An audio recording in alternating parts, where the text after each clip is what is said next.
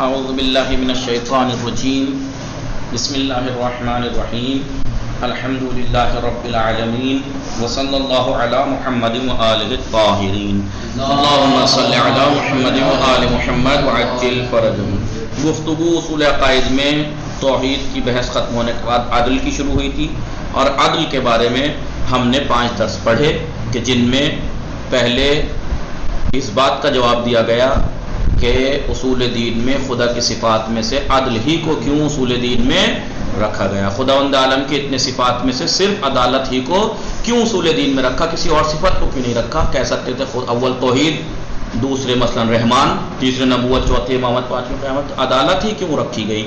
اس کا جواب دیا، بتایا تھا کہ کیا وجہ ہے کہ عدالت، مین وجہ تو یہی ہے کہ آپ سب جانتے ہیں کہ ہر صفت کا پلٹ جو ہے وہ عدالت ہی کی طرف آتا ہے، کیونکہ خدا رازق ہے، کیونکہ عدالت کے معنی ہے ہر چیز کو اس کے مناسب مقام پہ رکھنا، ایک معنی یہ بھی ہے نا عدالت کے، لہذا اگر خدا رازق ہے تو یعنی جس کا جتنا حق ہے اس کو اتنا رزق دیتا ہے، تو یہ تو عدالت ہے۔ تو اکثر صفات کی بازگشت کیونکہ عدالت ہی کی طرف ہوتی ہے، اس لیے عدالت کو رکھ دیا تاکہ تمام صفات اس میں، بہت سی صفات اس میں خود بخود آ جائیں گی۔ اور کچھ 4 وجہ بتائی تھی کیا کیا وجہ ہو سکتی ہے کیوں اس میں اصول دین میں عدالت کو رکھا۔ پھر اس کے بعد یہ کہا کہ خدا عادل ہے، اصول دین میں ہم نے کہا خدا عادل ہے، دلیل دی، کیا کوئی پوچھے آپ سے کیا دلیل ہے آپ کے پاس خدا عادل ہے، تو اس کی دلیل دی۔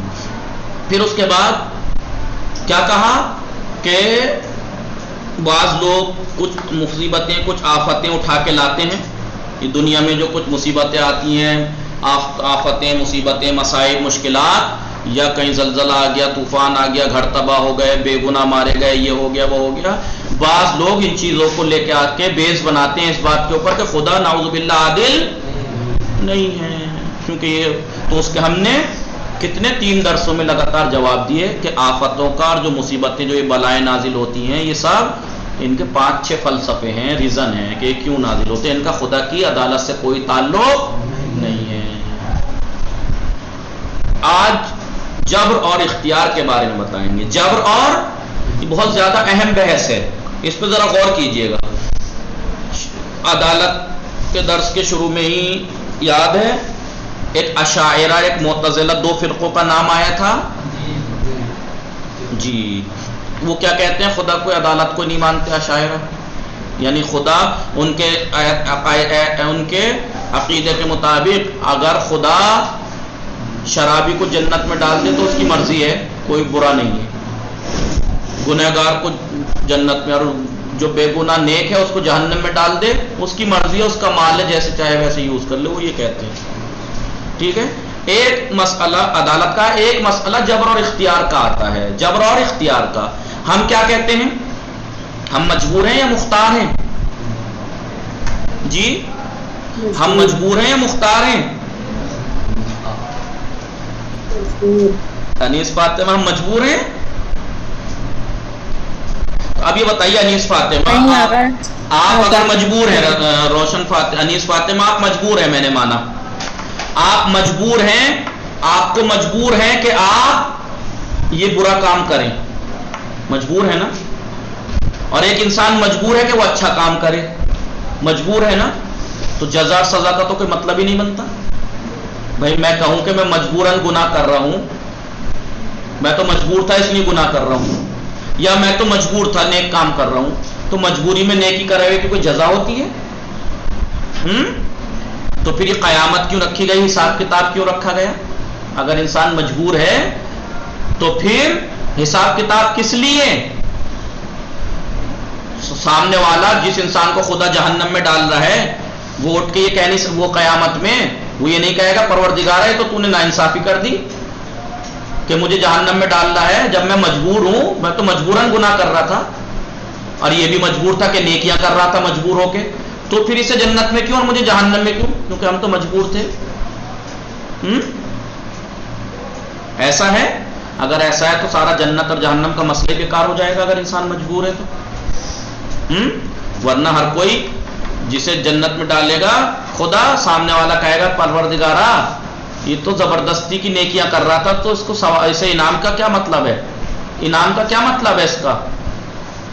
اگر یہ نیکیاں کر رہا تھا تو یہ مجبور تھا نیکی کرنے پہ، اور اگر میں گناہ کر رہا تھا تو میں گناہ کرنے پہ مجبور تھا، تو پھر میں مجبور تھا تو مجبوری کی سزا کیوں مجھے جہنم میں کیوں اور اسے جنت میں کیوں؟ سمجھی انیس فاطمہ؟ ہم شیعوں کا عقیدہ یہ ہے کہ انسان مختار ہے اپنے اعمال میں. اسی لیے قرآن مجید میں آپ نے اکثر دیکھا ہوگا کہ آپ چاہے یہ کر لو، آپ یہ چاہ کر لو، جو مرضی آئے وہ کر لو، جیسا کرو گے ویسا. فَمَن يَعْمَلْ مِثْقَالَ ذَرَّةٍ خَيْرًا يَرَهُ، کوئی بھی اگر ذرہ برابر نیکی کرے گا تو اس کی جزا ملے گی، اور اگر ذرہ برابر برائی بھی کرے گا تو سزا ملے گی. اگر انسان مختار نہ ہوتا، مجبور ہوتا اپنے اعمال انجام دینے میں مجبور ہوتا، تو پھر یہ ساری آیات بیکار ہے نہیں ہے جزا اور سزا والی. بھائی مجبور کو جزا کیسی، سزا کیسی؟ اس کا جزا یا سزا کسے دی جاتی ہے؟ جو انسان اختیار رکھتا تھا شراب پی لے پھر بھی نہ پیے تو انعام کا حقدار ہے نہیں ہے؟ انسان کلاس میں اختیار ہے، اسے پڑھے نہ پڑھے، پڑھا رہا ہے استاد، سال بھر محنت کرے نہ کرے، اسے اختیار ہے. لیکن جب امتحان ہوگا تو اچھا لکھے گا تو نمبر ملیں گے، انعام ملے گا، برا لکھے گا تو فیل ہوگا. ٹھیک ہے؟ لہذا انسان اپنے اعمال میں مختار ہے، مجبور نہیں ہے کہ وہ اللہ نے مجبور کر دیا کہ تو شراب پی، اللہ نے مجبور کر دیا کہ تو زنا کر، اللہ نے مجبور کیا ہے کہ تو مثلا قتل کر. اللہ مجبور کرتا ہے انسان کو ایسا کرنے کے لیے یا اسے اختیار ہوتا ہے؟ انسان کو اختیار ہے. ٹھیک ہے، ابھی بتائیں گے جبر و اختیار کی بات آگے جب بڑھے گی. اور ہمارے مقابلے پہ اشاعرہ وغیرہ یہ کیا ہوتے ہیں؟ نہیں، انسان مختار نہیں ہے، مجبور ہے. یہ واقعہ سنا ہے جناب بہلول کا کسی نے؟ میں بتاتا ہوں، کسی کو ذہن میں ہو تو بتانا سنا ہو تو. محمد کہہ رہا ہوں، ابو حنیفہ. کون ہے ابو حنیفہ؟ چھٹے امام کا شاگرد. اہل سنت کے جو 4 فرقے ہیں، شافعی، حنفی، مالکی، حنبلی، تو حنفیوں کے جو امام ہے فرقہ حنفیہ محمد کیا ہے؟ ابو حنیفہ ہے نا، چھٹے امام کا شاگرد ہے. پہلی بات تو افسوس ہے ان لوگوں پہ کہ چھٹے امام کے شاگرد کو اپنا امام مانتے ہیں، اب ان کے استاد کو کچھ نہیں مانتے. جبکہ کیا کہتے ہیں ابو حنیفہ؟ کیا کہتے ہیں؟ لولا السنتان لہلک النعمان. 2 سال امام کی شاگردی کی ہے اس نے، 2 سال امام کے ہاں پڑھا ہے. تو کیا کہتا ہے؟ اگر یہ 2 سال نہ ہوتے تو میں ہلاک ہو جاتا. نعمان اس کو کہتے تھے. تو یہ 2 سال اگر میں نے ان کی شاگردی نہ کی ہوتی میں ہلاک ہو جاتا. تو بیچارے کتنی بے عقلی کی بات ہے کہ آپ مجھے تو خوب مان رہے ہیں، میرے استاد کو کچھ نہ مانے. چھٹے امام کے تو شاگرد ہیں چاروں، شافعی، احمد ابن حنبل بھی، یہ سب. لہذا بہرحال مقصد وہ نہیں ہے. مقصد یہ ہے کہ ایک دن یہ بیٹھے ہوئے اپنے شاگردوں کو درس پڑھا رہے تھے کہ انسان مجبور ہے اپنے کاموں میں، اسے کوئی اختیار نہیں ہے، جو کرتا ہے اللہ کرتا ہے، بندہ نہیں کرتا کچھ. تو جناب بہلول گزر رہے تھے، انہوں نے سن کے کیا کیا؟ ایک اینٹ اٹھائی، ڈیلا اٹھایا اور زوردار گھما کے مارا. یہ تڑپ گئے جی، پکڑ لیا شاگردوں نے. کیا کیا یہ کہ تم ہی تو کہہ رہا ہو جو کرتا ہے اللہ کرتا ہے. میں نے تھوڑی مارا ہے، اللہ نے مارا ہے. میں نے تھوڑی مارا ہے، اللہ نے مارا ہے. اور تم یہ کہتے ہو. اور کئی باتیں پڑھا رہا تھا. ایک بات یہ پڑھا رہا تھا کہ شیطان آگ سے بنا ہے اور جہنم بھی آگ سے، لہذا شیطان کو آگ نہیں جلا سکتی. ایک بات یہ بتا رہا تھا. کچھ عقیدے تھے ان کے. ایک اور کیا تھا؟ ہاں، خدا ہے تو دکھائی دے گا. ان کے 2-3 باتیں تھیں. ایک دن جب یہ گزر رہے تھے جناب بولو اٹھا کے اینٹ مار دی گھما کے. اب ان کے شاگردوں نے پکڑ لیا. پکڑ لو. پکڑا گیا. کیوں کیا؟ کہ میں نے نہیں کیا، اللہ نے کیا ہے. کیونکہ تم ہی تو کہتے ہو جو کرتا ہے اللہ کرتا ہے، انسان تو مجبور ہے، تو میں نے نہیں کیا. اور دوسرا یہ وہ کہہ رہا تمہیں شرم آئے تو مذاق کر رہا ہو میرے درد کے مارے، حالت خراب ہے. تو کہاں ہے درد؟ کیونکہ درد بھی کہیں دکھائی دیتا ہے، کیونکہ آپ ہی تو کہتے ہو جو چیز ہے وہ دکھائی دے گی. تو خدا ہے تو دکھائی کیوں نہیں دیتا؟ تو درد ہے تو دکھائی کیوں نہیں دے رہا؟ اور کیا کہا تھا؟ اور یہ کہ آپ کو چوٹ لگی کیسے؟ اینٹ سے. اینٹ تو مٹی کی بنی ہے نا، اور آپ بھی مٹی کے بنے ہیں، تو مٹی کو نقصان کیسے پہنچا سکتی ہے؟ آپ ہی تو کہتے ہو کہ شیطان آگ سے بنا ہے اور جہنم بھی آگ سے، تو آگ آپ کو نقصان نہیں پہنچا سکتی. تو شرمندہ ہو کے منہ جھکا لیا. سمجھ گئے اپنی بات کو؟ سمجھ گئے جی. تو یہ ابو حنیفہ قیاس کیا کرتے تھے. قیاس یعنی منطق والا قیاس نہیں، فقہ والا قیاس. منطق والا قیاس جو ہوتا ہے وہ استدلال ہوتا ہے، لیکن فقہ والا جو استدلال فقہ وہ ہوتا ہے قیاس وہ تمثیل ہوتا ہے منطق کا. تمثیل یعنی کہ مثلا یہ فلاں کا بھائی ہے اور اس کا بھائی بہت پڑھا لکھا ہے تو یہ بھی پڑھا لکھا ہے، ہم نے بغیر اس کو دیکھے بس یہ مان لیا کیونکہ اس کا بھائی پڑھا لکھا ہے یہ بھی پڑھا لکھا ہے. یہ قیاس کیا کرتے تھے. کیا؟ شیطان آگ کا بنا ہوا ہے اور جہنم بھی آگ سے ہے، تو آگ آپ کو کیسے جلا دے گی؟ اور آپ جانتے ہیں اول من قاسا ابلیس، سب سے پہلے جس نے قیاس کیا وہ شیطان ابلیس تھا. ابلیس نے تو قیاس کیا تھا. کیا قیاس کیا تھا؟ کہ تو نے آدم سجدہ نہیں کیا. کہا کیوں نہیں کر رہا بھائی سجدہ؟ کیونکہ یہ مٹی سے بنا ہوا ہے اور میں آگ سے بنا ہوا ہوں. آگ مٹی سے افضل ہوتی ہے، تیرے کہنے سے افضل ہوتی ہے. بہرحال تو سمجھ میں آئی بات. انیس فاطمہ رخسار وہ لوگ کیا کہتے ہیں، انسان ایک گروہ ہے ان کا اہل سنت کا، وہ انسان کو مجبور مانتے ہیں. اسی کے اوپر بحث ہے کہ کیا انسان مجبور ہے یا مختار، اپنے کاموں میں اسے اختیار ہے یا مجبور ہے. کلی بات تو یہ ہے کہ اگر مجبور ہوتا پھر جنت اور جہنم اور انعامات کا مطلب ہی کیا بنتا ہے. انعامات ہوتے ہی وہاں پہ ہیں جہاں پہ انسان اپنے اختیار سے کوئی کام کرے تو اسے انعام سے نوازا جاتا ہے. زندگی میں انسان نے اختیار تھا گناہ کرے لیکن گناہوں سے بچتا رہا اور نیکیاں کرتا رہا تو اس کا انعام جنت ہے. انسان دنیا میں نیکیاں کر سکتا تھا لیکن نہیں کی، برائیاں کرتا رہا، اس کی سزا جہنم ہے. لیکن اگر مجبور ہوتا تو نہ اس کو گناہ کرنے والوں کو سزا ملنی چاہیے تھی اور نہ ہی اچھائی کرنے والوں کو جزا ملنی چاہیے تھی اگر مجبور ہوتا تو. اور یہ ساری قرآن کی آیتیں جو جزا اور سزا، ثواب اور عذاب اور جنت اور جہنم کی باتیں بتا رہی ہوں سب بیکار ہو جاتی ہیں اگر انسان مجبور ہوتا. لہذا اگر ہم دیکھیں تو انسان مجبور تو ہے نہیں، یہ بات طے ہے، لیکن مکمل مختار بھی نہیں ہے. مکمل کوئی کون سے امام تھے، کسی امام کا نام یاد نہیں، بہرحال تھے اپنے امام کوئی معصوم، ان کے پاس جا کے انسان کسی نے پوچھا مولا انسان مجبور ہے یا مختار؟ تو آپ نے کہا ایک پیر اٹھا لو.